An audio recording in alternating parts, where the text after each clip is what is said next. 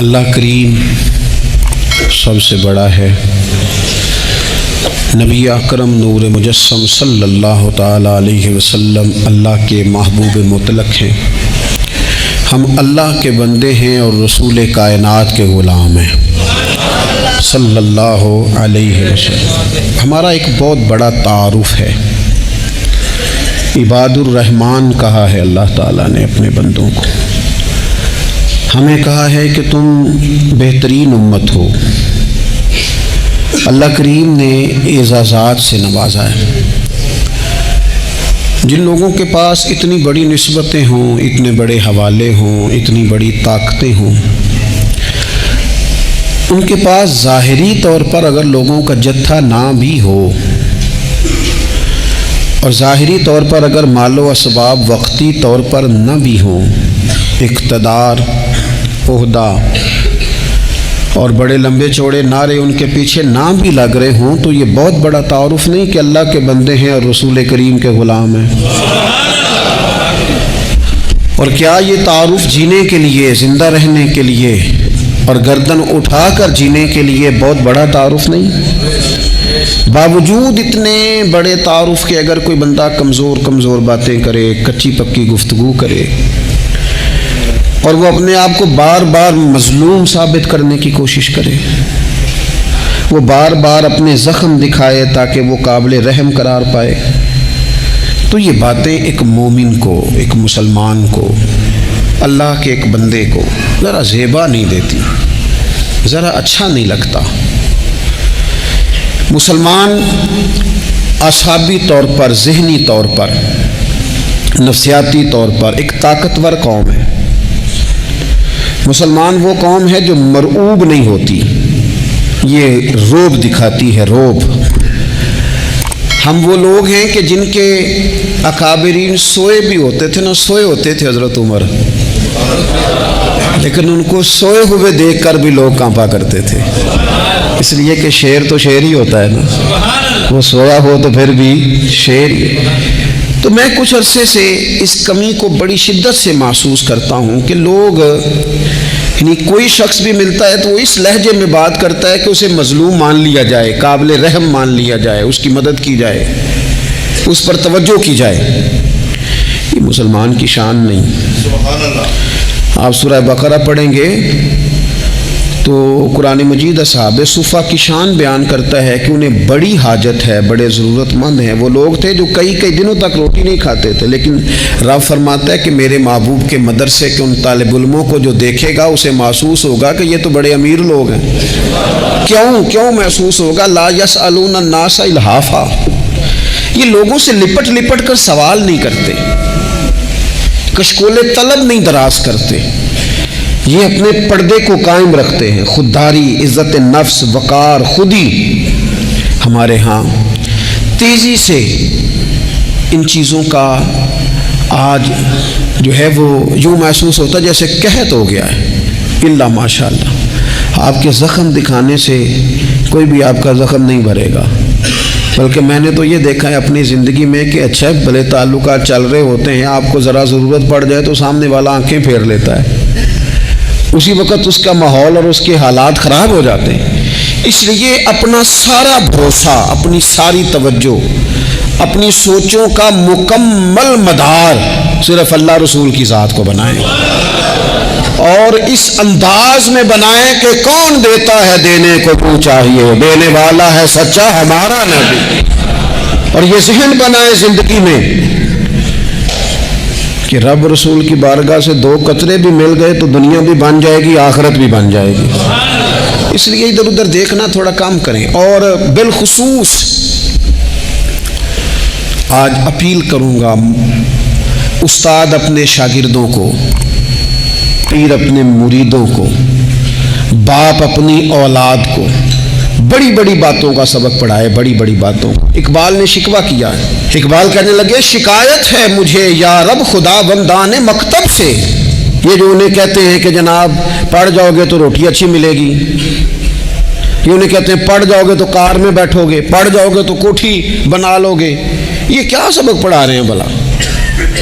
ان کو تو تم بڑے بڑے باتیں بتاؤ، انہیں کہو پڑھو گے تو دنیا میں حضور کے دین کا انقلاب برپا کرو گے، تم ان کہو کہ تم پڑھو گے تو تم ایک پورا ملک چلاؤ گے، تم انقلاب برپا کرو گے، اٹھ باندھ کمر کیوں ڈرتا ہے، پھر دیکھ خدا کیا کرتا ہے۔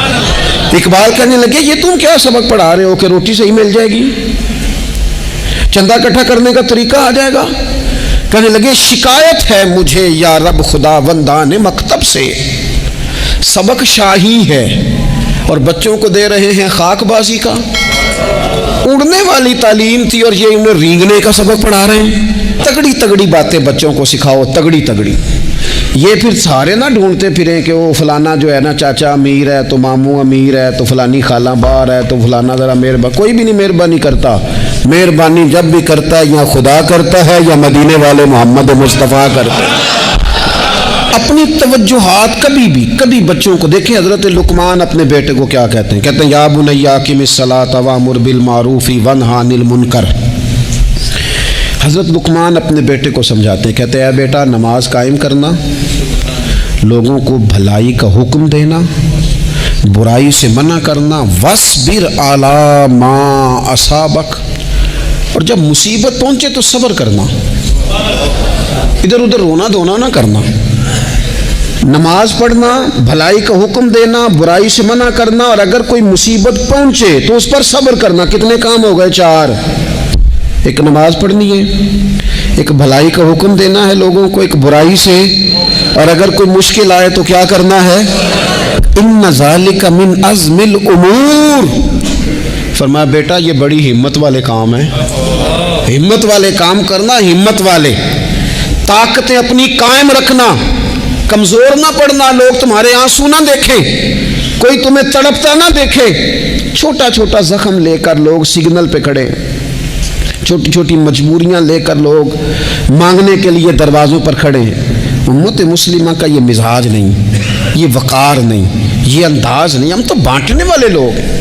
چلیں مشکل آ جاتی ہے، زندگی میں ضروریات پڑ جاتی ہیں، قرضہ صحابہ بھی لے لیا کرتے تھے، لیکن یہ جو لہجے آج ہم نے اختیار کر لیے، کمزور ہو جانا، کچا پڑ جانا، غریبی کا رونا، یہ انداز اہل ایمان کا، بچوں کو طاقتور ہونا چاہیے۔ میرے نبی کریم صلی اللہ تعالی علیہ وآلہ وسلم نے نا ارشاد فرمایا، ایسا نہیں ہے کہ کوئی بندہ کمزور ہے تو وہ ناپسندیدہ ہے، یہ نہیں فرمایا کہ جو بزدل ہے تو وہ بڑا کوئی کٹا ہوا آدمی ہے، لیکن حضور فرماتے ہیں، صحیح مسلم میں حدیث موجود ہے، حضور فرمانے لگے طاقتور مسلمان نا اللہ کی نظر میں بزدل مسلمان سے زیادہ پیارا ہے۔ طاقتور ہے نا، اس کی شان زیادہ ہے، یہ جو با ہمت ہے، با حوصلہ ہے، جس کے اعصاب مضبوط ہیں، یہ رب کریم کی بارگاہ میں باوقار ہے، اللہ کے حضور اس کی قدر ہے۔ اور حضور علیہ الصلوۃ والسلام صحابہ کو دعائیں سکھایا کرتے تھے، اور تعلیم امت کے لیے خود بھی حضور وہ دعا فرمایا کرتے تھے، کہتے تھے اے اللہ بزدلی سے بچا، کنجوسی سے بچا، اے اللہ اس بڑھاپے سے بچا جو انسان کو بڑا پریشان کر دے۔ حضور دعائیں مانگا کرتے تھے۔ دیکھیں بیمار انسان ہو جاتا ہے، اگر وہ سوچے نا رب کی طرف سے ہے تو پھر بیماری کا لوگ بڑا مزہ لیتے ہیں، کیونکہ جب بندہ بیمار ہوتا ہے تو نفسانی خواہشات ساری ختم ہو جاتی ہیں۔ اور میں اکثر دوستوں سے کہتا ہوں کہ بعض چیزیں ایسی ہیں جو وجد میں لے آتی ہیں بندے کو، اگر وہ غور کرے تو۔ آپ یہ حدیث پاک سنیں، حضور علیہ السلام نے فرمایا بیمار کے ساتھ ضد نہ کرو کہ ضرور کھا، ضد نہ کرو، اس لیے کہ اللہ اسے کھلا بھی دیتا ہے، پلا بھی دیتا ہے۔ اب جب کسی کو پتہ چلے کہ میں بیمار ہوں تو رب مجھے کھلا پلا رہا ہے، تو مجھے بتائیے بیماری کتنی پیاری لگے گی، بیماری میں کتنا سرور آئے گا۔ پھر تو انسان ہمیشہ چاہے گا کہ مجھے وہ چیزیں ملیں جو مجھے اللہ تبارک و تعالیٰ کی بارگاہ کے قریب کر دیں۔ دوسری بات یہ ہے کہ میدان میں جب انسان اترتا ہے نا تو اسے ایک بات اپنے ذہن میں رکھنی چاہیے کہ جیت اور ہار یہ اللہ تعالیٰ کے دست قدرت میں ہے، لیکن جب وہ لڑے تو جیتنے کے لیے لڑے۔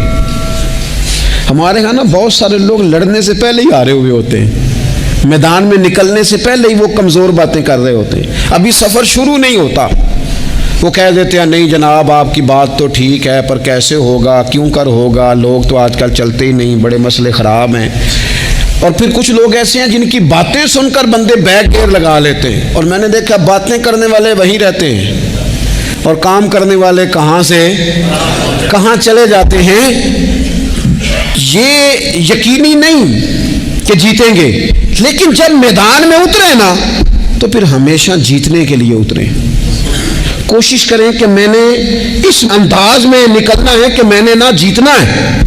حضرت مولا علی شیر خدا کرم اللہ تعالی وجہ الکریم سے کسی بندے نے پوچھا حضور آپ ہر میدان میں کامیاب کیوں رہتے ہیں؟ فرمانے لگے جیت ہار تو رب کریم کے دست قدرت میں ہے، لیکن جب میں اترتا ہوں نا میدان میں تو میں دشمن دیکھ کے پہلے ہی فیصلہ کر لیتا ہوں کہ میں نے اس کے پیٹ میں خنجر مارنا ہے کہ گلے پہ، میں جیتنے کے لیے میدان میں اترتا ہوں۔ تو آپ دیکھ لینا دیواریں ہلتی رہتی ہیں اور در کانپ جاتا ہے، علی کا نام سن کر اب بھی خیبر کانپ جاتا ہے۔ کیوں کہ کہتے ہیں میں ذہن بنا لیتا ہوں کہ میں اسے کاٹ کے لاؤں گا، میں ڈرتا اور سہمتا ہوا میدان میں نہیں اترتا۔ ذہن ہوتا ہے کہ آج لڑوں گا تو جیتوں گا، آج میں دیکھیں میں کیا کرتا ہوں۔ حوصلہ نہیں پیدا کر پا رہے بچوں میں، کچھ بچے بھی اللہ خیر کرے عزم و ہمت والے لوگوں کے پاس بیٹھتے نہیں، اور دوسرا ہم اپنے بچوں کا کسی کو آئیڈیل بھی نہیں بننے دیتے۔ بچے کسی کا نام لیتے ہیں تو ہم کہتے ہیں پتر چھاڑ پر آؤں، یہ دور ہی نہیں ہے۔ ہم کوئی ایسا ذوق، کوئی مزاج، کوئی طبیعت پیدا ہی نہیں ہونے دیتے۔ کچھ آنے والی نسل کا مزاج ہے کہ وہ اٹھنا نہیں چاہتی، بیٹھنا نہیں چاہتی، چلنا نہیں چاہتی، وہ چاہتی ہے میں لیٹی رہوں، موبائل میرے ہاتھ میں رہے، باقی سارے کام ریموٹ کنٹرول ہو۔ جب انسان دیکھیں نا، ایک ڈاکٹر صاحب کے پاس ایک دفعہ میں گیا تو ایک مریض کو وہ سمجھا رہے تھے، اسے کہہ رہے تھے کہ تو تھوڑی ورزش بھی کیا کر، تھوڑی ورزش بھی کیا کر، اور ساتھ انہوں نے بڑی اچھی بات کی، کہنے لگے اللہ تعالیٰ نے نا جسم میں جوڑ بنائے ہیں، یہ گھٹنے ہیں، یہ کونیاں ہیں، اللہ نے جوڑ بنائے ہیں، اسی لیے تو بنائے تھے کہ تھوڑی ان کو حرکت بھی دی جائے، لیکن اگر آپ ان جوڑوں کو حرکت ہی نہیں دیں گے تو یہ تو زانگا لود ہو جائیں گے۔ تو کام زندگی میں عزم کے ساتھ، ہمت کے ساتھ، اور سب سے بڑی مضبوطی یہ ہے کہ آپ یہاں سے مضبوط ہوں، آپ اعصابی طور پر مضبوط ہوں۔ یہ جو کمزوری ہے نا، ذہنی کمزوری، میں نہیں پسند کرتا کہ مطلب خواتین بچوں کو اس لیے ڈرائیں کہ بیٹا او ہو بلی آ گئی ہے۔ وہ بلی کیا ہوتی ہے جی؟ لیکن جو خواتین آج بھی بچوں کو بلی سے ڈرائیں گی، اچھا اس کو ڈرا بلی سے رہی ہوتی ہیں اور ساتھ کہہ رہی ہوتی ہیں ماما کا شیر، یہ آپ کا شیر بلی سے ڈرتا ہے، یہ اماں کا شیر بلی سے ڈر رہا ہے، آپ نے اس سے بلی سے ڈرا دیا اور نام شیر رکھ دیا ہے۔ یہ کیسا شیر ہے کہ جو بلی آتی ہے تو بھاگ جاتا ہے؟ یہ ماحول مطلب متضاد ہے۔ یہ کاکروچ دیکھ کر چیخیں مارنا نا، یہ برگر فیملی ہونے کی علامت ہے۔ چھپکلی دیکھ کر نا چیخیں مارنا، یہ امیر گھروں کی علامت ہے، پڑھے لکھے لوگوں کی علامت۔ یہ کیا مذاق ہے؟ جو قوم چھپکلی سے ڈرتی ہے، کاکروچ سے ڈرتی ہے، اور جو لوگ کہتے ہیں ہو یہ جناب یہ تو اندر میرے وہ آ گیا ٹوکا تو یہ کھا جائے گا، تو یہ قوم انقلاب برپا کرے گی، یہ میدانوں میں نکلے گی۔ بڑے خوبصورت انداز میں ویڈیو بنا کے تو اس کو شیئر کیا جاتا ہے کہ وہ جی قربانی والے دن بکرا ذبح ہو رہا تھا تو بچہ رو پڑا۔ کیا بات کرتے ہیں آپ؟ یہ جہاد کرے گا بچہ کل کو جو بکرے ذبح ہونے پہ روتا ہے؟ اعصابی مضبوطی، ذہنی طور پر مضبوط کب ہوتی ہے؟ جب انسان اخلاقاً مضبوط ہوتا ہے، اس کی طبیعت وزادار ہوتی ہے، اس کا مزاج اسے مضبوط کرتا ہے۔ آپ ایک حدیث دیکھیں، ترمذی میں موجود ہے، حضور علیہ السلام نے فرمایا جب اللہ تعالیٰ نے زمین کو پیدا کیا تو زمین ہلنے لگی، تو اللہ نے پہاڑوں کو میخیں بنا کر، قلعے بنا کر زمین میں لگا دیا تو زمین ٹھہر گئی۔ فرشتے فوراً عرض گزار ہوئے کہ مالک تیری سب سے طاقتور مخلوق یہ پہاڑ ہیں؟ فرمایا نہیں، لوہا جو ہے نا وہ پہاڑوں سے بھی طاقتور ہے، کیونکہ لوہا پہاڑ کو کاٹ دیتا ہے۔ یا اللہ پھر لوہا سب سے طاقتور ہے؟ فرمایا نہیں، آگ اس سے بھی طاقتور ہے۔ کیا آگ سب سے طاقتور ہے؟ تو فرمایا نہیں، پانی بھی ہے۔ کیا پانی طاقتور ہے؟ فرمایا ہوا بھی ہے، جو پانی کا رخ پھیر دیتی ہے۔ مسلمانوں خدا را اس سے بڑا ذوق نہیں ملے گا۔ میں طاقتور ہونے کا طریقہ بتا رہا ہوں ہمارے ہاں لوگ سمجھتے ہیں کہ میں بولتا زیادہ ہوں اس لیے میں طاقتور ہوں، میرے پاس اسلحہ زیادہ اس لیے میں یہ دیکھو حضور نے بتایا طاقتور کون ہوتا ہے۔ یا رسول اللہ پتھر پہاڑ طاقتور ہیں؟ تو فرمایا نہیں، ان پر تو لوہا ہے، لوہا طاقتور ہے، نہیں اس پر تو آگ ہے، آگ طاقتور ہے، نہیں اس پر تو پانی ہے، پانی طاقتور، اس پر تو ہوا ہے۔ تو حضور پھر مہربانی کریں بتائیں طاقتور کون ہے؟ تو یہ دیکھو نا، یہ یاد رکھو نا، یہ کائنات کے سب سے بڑے حکمت والے محبوب کی بات یاد رکھو نا۔ حضور فرمانے لگے سب سے زیادہ طاقتور وہ مومن ہے جو سیدھے ہاتھ سے صدقہ دیتا ہے اور دوسرے کو پتہ بھی نہیں لگنے دیتا۔ اس ہاتھ سے صدقہ دیا اور اس ہاتھ کو پتہ، جس میں یہ اخلاقی طاقت آ جائے نا کہ اللہ کے رستے میں دیکھ کر پھر اسے چھپانا آ جائے، وہ بڑا طاقتور آدمی۔ تو میں یہ سب سے بڑا طاقتور ہے جس نے اپنے رب سے راز نیاز شروع کر لیے، اللہ کے رستے میں دیتا ہے پھر کسی کو خبر۔ یہ کون سی طاقت ہے؟ یہ روحانی طاقت ہے، یہ اخلاقی طاقت ہے، یہ کردار کی طاقت، یہ سوچوں کی طاقت ہے، یہ آپ کے مزاج کے بلند ہونے کی طاقت ہے۔ لیکن اگر مسجد میں ٹائلیں لگوا کر بھی ایک ٹائل پہ نام لکھوا لیا ہے، اگر کہیں تعاون کر کے بھی کہا میرا ذکر کرو، کوئی خدمت کر کے کہا میرا نام لو، پھر آپ کمزور ہیں، پھر آپ طاقتور نہیں ہیں، پھر آپ نے بزدلوں جیسا کام کیا، پھر آپ نے وہ رنگ اختیار کیا ہے جو شاید آپ کو ذہنی طور پر بڑی کوفت میں مبتلا کر دے۔ تو اعصابی طاقت، اعصابی قوت، آپ دیکھیں حضرت صدیق اکبر رضی اللہ تعالیٰ عنہ، حضور نے تربیت کی تھی نا۔ میں ذمہ داری سے کہتا ہوں کہ تعصب کی اینک نہ کسی نے پہنی ہو، ورنہ کائنات میں عشق کی داستان ختم ہو جاتی ہے جناب صدیق اکبر پر۔ جو پیار انہوں نے مدینے والے محبوب سے کیا ہے کوئی کر ہی نہیں سکتا۔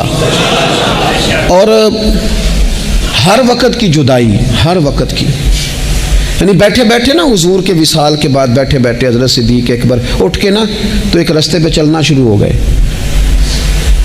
کسی نے پوچھا ابو بکر کہاں جا رہے ہو؟ کہنے لگے یار ایک دن نا محبوب 2-3 دن کے لیے کہیں گئے تھے، اس رستے واپس آئے تھے۔ جنہاں دے دل بر جانی وچھڑن کون روے پھر تھوڑا، یہ سب روگاں دا روگ محمد جس دا نام وچھوڑا۔ پریشان ہوں تو دل کر رہا ہے پتہ نہیں یہاں سے آ نہ جائیں۔ اتنا زیادہ محبوب کی غلامی اور نبی پاک کی محبت کا ذوق، لیکن اعصابی طور پر مضبوط کتنے تھے؟ حضور کے وصال کے بعد جس بندے نے اپنے پروں کے نیچے پوری امت کو سنبھال لیا ہے نا، اس کا نام بھی ابو بکر صدیق ہی ہے۔ ایسے ایسے سنبھال لیا سب کو، سنبھال، دکھ سب سے زیادہ لیکن سنبھالا۔ کوئی زکوٰۃ کا منکر پیدا ہو رہا ہے، کوئی ختم نبوت پہ حملہ کر رہا ہے، کوئی کچھ ہو رہا ہے، کوئی کچھ ہو رہا ہے، ابو بکر صدیق نے فرمایا سارے لشکر روانہ کرو، جہاں جہاں حضور نے فرمایا تھا جہاد کرو۔ فرمایا جو ایک رسی بھی زکوٰۃ کی نہیں دے گا وصول کریں گے۔ لوگوں نے کہا حضور حالات بڑے اور طرح کے ہیں، کیسے کام چلے گا؟ حضرت عمر جیسے دلیر بندے بھی کہنے لگے جناب یہ نظام کیسے چلے گا؟ تو ابو بکر صدیق فرمانے لگے عمر تجھے تیری ماں روئے، تو بڑے مضبوط مزاج کا تھا، یہ مجھے کیا پیغام دے رہا ہے؟ فرمایا عمر یاد رکھ اگر میں مدینہ منورہ میں اکیلا بھی رہ گیا اور جنگل کے درندے میرا آ کے گوشت بھی نوچ کے لے گئے تو پھر بھی میں ان اصولوں پر کھڑا رہوں گا جن اصولوں پر مدینے والے رسول نے مجھے کھڑا کیا ہے۔ ذرا گنجائش نہیں۔ ہم یہاں سے مضبوط لوگ ہیں، یہاں سے ذہنی بلندی، ذہنی پختگی، یہ حسن ہے زندگی کا۔ یہ کیا بات ہوئی؟ پرسوں فیصلہ کوئی اور تھا، سویرے پروگرام کوئی اور بن گیا، کل فلانے کا مرید تھا آج مجھے فیض نہیں ملا ادھر جا رہا ہوں، پرسوں فلانے کو استاد بنا بیٹھا تھا آج میرا پروگرام بدل گیا ہے، کل میری سوچیں اور تھیں آج میری سوچیں اور ہیں۔ جو قوم ساری زندگی تعین ہی نہ کرے وہ کام کیسے کرے گی؟ جو رستے کا آغاز ہی نہ کرے وہ منزل پر کیسے پہنچے گی؟ تو کمزور باتوں سے نکلیں، بزدلانہ سوچوں سے باہر آئیں، طے کریں زندگی میں یہ کچھ ہم نے کرنا ہے۔ میں نے کہا ہے نکلے میدان میں جیتنے کے لیے، پھر رب کی مرضی ہے، پھر اللہ کی مرضی ہے۔ ساری زندگی صحابہ پر قرض رہا، قرضے بھی رہے، خدمتیں بھی ہوتی رہی۔ جہاد بھی ہوتے رہے، ڈیوٹیاں بھی ہوتی رہیں، سارے کام ہی ہوتے رہے. ہمارا یہ مزاج ہے، ایک دو کھا گیا ہے ساری خوشیاں ہی گئیں، بس سارا کچھ ختم کر بیٹھتے ہیں. تو تھوڑی سی نا مضبوط دیکھیں. اچھا یہ حضرت ابو بکر کا حال ہے تو جناب عمر کی کیفیت کیا ہے؟ کلمہ پڑھتے ہی حضرت عمر نے فرمایا یا رسول اللہ جب آپ سچے، قرآن سچا، اسلام سچا، تو چھپ کے نماز پڑھنے کا کیا مطلب ہے؟ فرمایا ابھی تعداد ہی کوئی نہیں، 40 تو مسلمان ہیں. عرض کی حضور مہربانی کریں نا، آپ صرف اجازت دیں. 20 لوگوں کی صفیں بنا دی گئیں. ایک صف کے آگے حضرت عمر ہیں، ایک صف کے آگے حضرت امیر حمزہ ہیں. جناب عمر کہنے لگے چونکہ آپ اللہ کے رسول ہیں تو لہذا نماز بھی آج اللہ کے گھر میں پڑھی جائے گی. تو حضرت عمر بیت اللہ شریف کے بیچ کھڑے ہو کے نعرہ لگاتے ہیں، فرماتے ہیں میں عمر ہوں، تم مجھے بھی جانتے ہو، میرے باپ کو بھی جانتے ہو، تم میرا قبیلہ بھی جانتے ہو، میں نے پڑھ لیا ہے محبوب کا کلمہ. اب جس نے بچے یتیم کرانے ہو اور اپنی بیوی بیوہ کرانی ہو وہ آئے اور مجھے روکے. یہ محبوب اللہ کے ہیں اور گھر بھی اللہ کا ہے، تو نماز بھی آج اللہ کے گھر میں پڑھی جائے گی. جب تک انسان یہاں سے طاقتور نہیں ہوتا. پھر بات آئی سیدنا عثمان غنی کی. میں پہلا وہاں اونا رنداں تو جنہیں کھلی بغاوت کی تھی، ہے پورا قبیلہ اور طرف ہے. عثمان تیرے گھر میں مال ہے، دولت ہے، وزاداری ہے، لوگ سارے کیا کریں گے؟ والد مخالف، چچا مخالف. حضرت عثمان غنی جیسے آدمی کو پکڑ کے باندھ دیا گیا گھر میں. پر عثمان غنی کہنے لگے میں ان بزدلوں میں سے نہیں ہوں جو محبت بھی کریں اور اظہار بھی نہ کر سکیں، جو دعویٰ بھی کریں اور پھر ان کے اندر طاقت اظہار بھی نہ ہو. فرمایا تم جتنا باندھ سکتے ہو باندھ لو، تم اپنی دولتیں، حکومتیں اور اپنا جاہ و جلال سنبھال کے رکھو، ہم نے تو غلامی کا فیصلہ کر لیا ہے. اور پھر کی غلامی انہوں نے. اور جہاں تک بات ہے شیر خدا حضرت علی المرتضیٰ کی، حضرت علی المرتضیٰ شیر خدا کا تو یہ حال تھا کہ ساری زندگی میدان میں رہے. ایک دن حضور نے صرف فرمایا کہ آج آپ کو نہیں لے کے جانا، آپ تھوڑا نا میرے نائب بن کر، حضور کسی نہ کسی کو نائب بنا کے مدینے میں چھوڑ کے جائے. ایک دن صرف کہا نہیں لے کے جانا. تو حضرت مولا علی رونے لگے، کہنے لگے حضور میں بچوں کے بیچ رہوں، عورتوں کے بیچ رہوں، میری تلوار کو زنگ لگ جائے گا. حضور مجھے تو گھوڑے پہ بیٹھنا پسند ہے. اچھا میں آپ کو ایک اور بات بھی عرض کروں، پہلے بھی میں نے کہا تھا پھر کہتا ہوں، کچھ لوگ پڑھے لکھے ہوتے ہیں بہادر نہیں ہوتے. حضرت علی کے علم کا بھی کمال عروج پہ اور بہادری بھی پورے عروج پہ. زندگی نا بہادر لوگوں کی ہوتی ہے. یہ شہاب الدین غوری لیٹے ہیں یہاں سوابا میں. تو کسی نے پوچھا ان سے کہ یار آپ کہاں رہتے ہیں؟ کہنے لگے میں گھوڑے کی پشت پہ ہوتا ہوں. ہمارے بچے بڑی سونی فوٹو بناتے ہیں. ان سے پوچھیں آج کل آپ کیا کرتے ہیں؟ تو کہتے ہیں موبائل چلاتے ہیں. آپ کیا کرتے ہیں؟ فوٹو کھینچتے ہیں. آپ کیا کرتے ہیں؟ کہتے ہیں وہ نا مجھے ایسا عجیب مسئلہ ہے موبائل کا کہ بچوں کی نا مطلب میں کئی دفعہ سوچتا ہوں کہ اگر انہیں کچھ 4 گھنٹے موبائل سے علیحدہ رہنا پڑا نا تو ہو سکتا ہے کہ ان کو ڈاکٹر کو بھی دکھانا پڑ جائے. اتنی کو بری حالت ہو گئی. مجھے ڈھیر سارے دوست کہتے ہیں جی آپ ٹیلی فون پہ ملتے نہیں. میں نے کہا میں پہلے ملا کرتا تھا جب تک لوگوں کی جیب میں موبائل تھا. جب سے لوگوں نے ہاتھ میں پکڑ لیا نا تو پھر تو ایک دن میں 100 نمبر ملتا ہے. تو پھر آپ کیسے موبائل پہ رہیں گے؟ پھر تو ایک ہی کام ہے، یا فون سنیں گے یا کوئی اور کام کریں گے. تو تھوڑی سی ہمت والی زندگی گزاریں. بزدلانہ باتیں، کمزور باتیں ہمارے بچوں کو بھی کمزور کر دیں گی. یہ کچھ نہیں کر سکیں گے. حضرت سیدنا عبداللہ بن زبیر رضی اللہ تعالیٰ عنہ یہ مدینہ منورہ میں پیدا ہونے والے سب سے پہلے بچے ہیں. حضرت سیدنا ابو بکر صدیق رضی اللہ تعالیٰ عنہ کے نواسے ہیں. حضور کے پھپھو جناب صفیہ کے پوتے ہیں اور عشرہ مبشرہ صحابی حضرت زبیر بن عوام ان کے بیٹے ہیں. شروع سے ہی بڑے بہادر تھے. ایک دن کچھ بچے گلی میں کھیل رہے تھے تو ایک شخص نے آ کے نا چیخ ماری، ڈرایا. سارے بچے بھاگ گئے. جناب عبداللہ ابن زبیر کہنے لگے کیوں بھاگتے ہو؟ اب چیخوں سے بھی ڈرو گے؟ واپس آؤ سارے، میں تمہارا امیر ہوں، آؤ ذرا اس پر حملہ کریں. ہم سارے بھاگے اور یہ اکیلا کھڑا رہے. اس پر حملہ کیا، وہ ڈرانے والا خود ڈر کے بھاگ گیا. تھوڑا سا نا مزاج، ذہن، طبیعت دیکھیں نا. بدتمیزی اور چیز کا نام ہے لیکن گفتگو کا مضبوط ہونا یہ اور چیز کا نام ہے۔ بچوں کو جب پوری طرح یہاں تو ہم ان کو اس قدر زیادہ کمروں میں بند رکھتے ہیں کہ جب وہ نکلتے ہیں باغی ہو جاتے ہیں، یہاں پھر یہ ہوتا ہے کہ ان کے اندر جو صلاحیتیں ہوتی ہیں وہ پوری طرح دب جاتی ہیں، وہ جو کیفیات ہوتی ہیں جو ایک مردانہ وصف میں ہونی چاہیے ان کے اندر موجود نہیں ہوتی۔ اقبال کہتے ہیں آئین جواں مرداں حق گوئی و بے باکی، اللہ کے شیروں کو آتی نہیں روباہی۔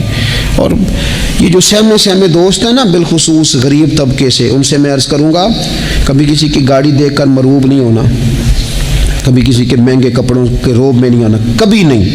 حالات کے سہمے ہوئے لوگوں کو بتا دو حالات بدل جاتے ہیں، ایک جیسے نہیں رہتے۔